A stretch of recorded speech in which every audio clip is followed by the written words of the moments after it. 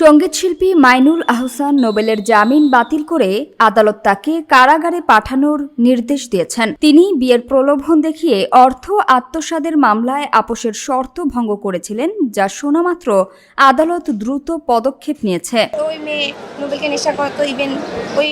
এর আগে ২৪ ফেব্রুয়ারি একই আদালত আপোষের শর্তে নোবেলকে অস্থায়ী জামিন দিয়েছিলেন, যার মেয়াদ ছিল বৃহস্পতিবার পর্যন্ত।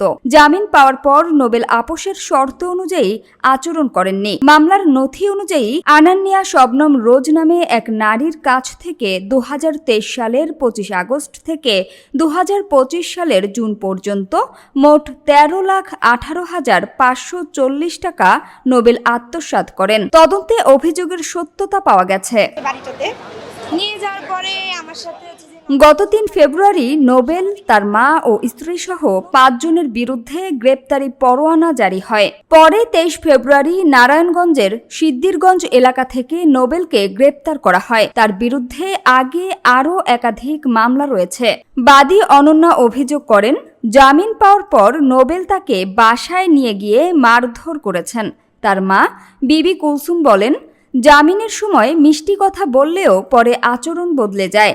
তারা বর্তমানে নিরাপত্তাহীনতায় ভুগছেন। পিবিআই তদন্ত শেষে অভিযোগের সত্যতা নিশ্চিত করেছে। আদালত শুনানি শেষে নোবেলের জামিন বাতিল করে কারাগারে পাঠানোর নির্দেশ দিয়েছেন।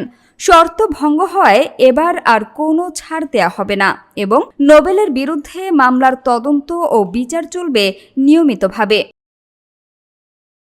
সামিয়া সুলতানা, ঢাকা ওয়াচ।